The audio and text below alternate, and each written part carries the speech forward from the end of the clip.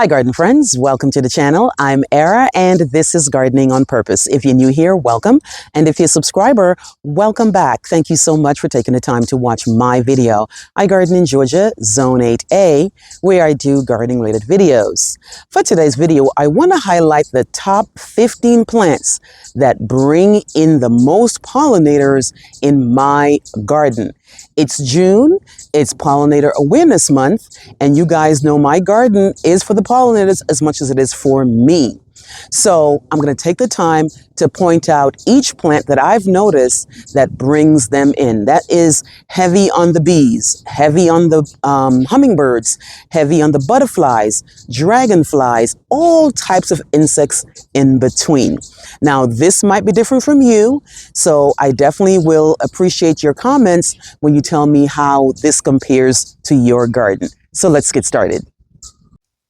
First up is Agastache or Agastache. I have a few different varieties in my yard. This particular one here is the Summer Long Magenta. The hummingbirds, the bees, and all types of little guys that I don't even know what they are flying over this guy. Love it because it is easy to grow so long as you don't keep it too wet and it doesn't stay too wet in the winter. It will do well. So that's Summer Long. Here's another type of Agastache. This one is the meant to be queen nectarine.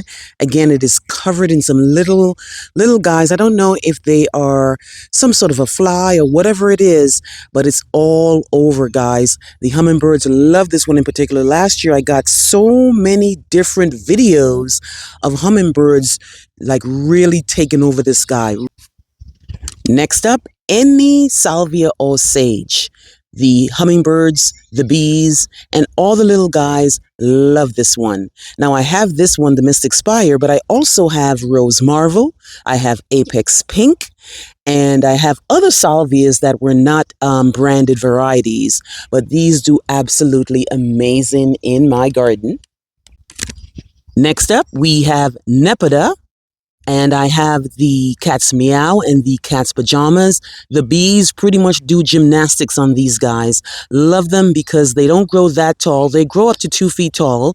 I've had mine for a few years. They have these beautiful purple flowers and the bees absolutely enjoy them. I also love them because when you brush against them, it smells like spearmint to me, and they are not a bully in the garden. Next up, we have the beautyberry. Now, this particular one here is the Pearl Glam Beautyberry, which does absolutely amazing in my yard. It has these really nice blooms, and one of the main reasons I put it on this list is because it's usually covered in bees, but also we'll have the purple berries in the fall, and the birds will take them. So birds are also a pollinator as well, and they just absolutely love this guy in the fall. But look at all these bees, guys. Can you see them? They're all over the beautyberry. Now, this is not the American beautyberry. I do have the American beautyberry, which hasn't bloomed yet because I bought it last April at my county's annual spring sale. But I really adore the Pearl Glam Beautyberry. It has these really nice white blooms and gorgeous berries in the fall. Next up, we have Mountain Mint. Now, even though this guy is only in the garden for the last 6 months, the fact that it already has started to bring in so many pollinators that I haven't even seen. Now, you see this guy right here? This is what this plant brings in versus other plants that might have the same old pollinators. This guy will bring in these guys here. Now, they usually fly away when I come in close, but I just wanted to get you a close-up of him so you can see. I love the smell of this guy. It's in the mint family. And this guy here, yesterday, it was covered in these guys. I want to figure out what they are, but they are all over the mountain mint, and I anticipate it will be even more as things heat up. Next up, we have Verbena. Now, I do have Cloud 8 and I do have Lollipop. When I first bought the Cloud 8, I was so impressed because it brought in so many butterflies. Now, there's a downside to this guy. He does his roots move underground and they pop up all over the place. And even though they are great for the pollinators. I do consider them a little bit invasive, so you kind of have to keep an eye on them to keep them manageable in the garden. But guys, they are great. I also have the Homestead Purple and in the garden, and it does absolutely amazing. Next up, we have the beautiful Leotris spicata. What I like about these is that they grow tall and spiky.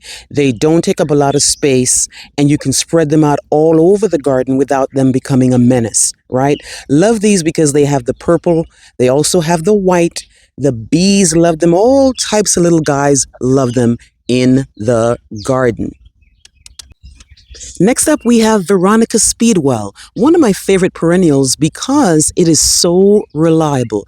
The bees absolutely devour this every season, guys. And I have several varieties in my yard. I have the Royal Candle and I have the Sky Blue, and they do absolutely amazing in my garden. I love their purpley blue spiky flowers. Now, this particular one here needs to be pruned back or cut back because it already has its first flush. That's another thing too. It will bloom all the way down to the fall, so I will definitely have something to give my pollinators by the end of the season. Next up, we have Agapanthus. Now, I don't see a lot of people talking about Agapanthus on YouTube, but for me personally, the Queen Mum is a beauty and a very reliable plant for the hummingbirds. They absolutely love this, and you can tell why. It has these beautiful funnel-shaped or bell-shaped flowers, beautiful bluey purple, really, really nice in my garden.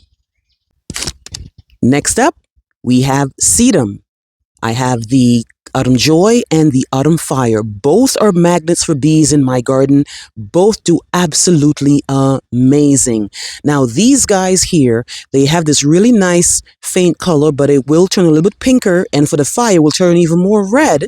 And the redder it gets, or the pinker it gets, that's when the bees really, really show up, guys. And of course, you know, this is one of my favorite plants in the entire garden. Next up, we have Lantana. This particular one here is the Miss Huff, which is the reliable cold hardy one that comes back every year. This plant brings in so many different types of butterflies. It's absolutely amazing.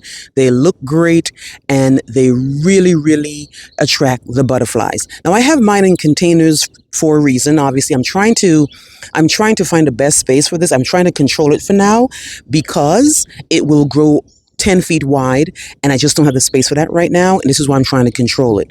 But you guys know that the Miss Huff Lantana is one of the #1 plants for butterflies and bees. Next up is one of my favorite shrubs.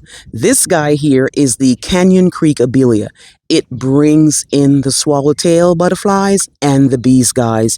And again, you might have seen videos of me last year showing you how it was completely covered. These little blooms here bring them in. Now, this guy here, I have to keep it in check because it does kind of grow all over the place.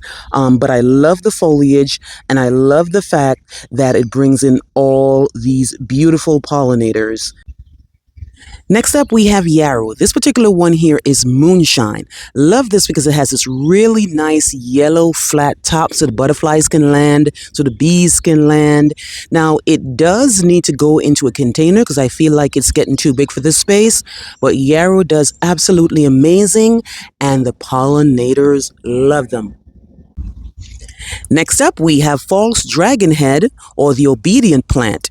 I remember when I bought this guy 2 years ago. Got it from Lowe's, and I remember when I went into the store, there was a whole bunch of bees buzzing around. And I walked towards it, nobody else was around, and it was this guy here. I mean, they were completely covered. I don't think I ever seen a plant where bees were completely covering them like the obedient plant. But when I brought it home, I read that this guy can be a menace if you don't control it. If you put it in the ground, it might pop up in all kinds of places you don't want it. So I do have it in a container, and it's been there for the last few years, and it's been doing great. Comes back reliably for me. Has these really nice white blooms, and as you can see, it's getting ready to put on a show.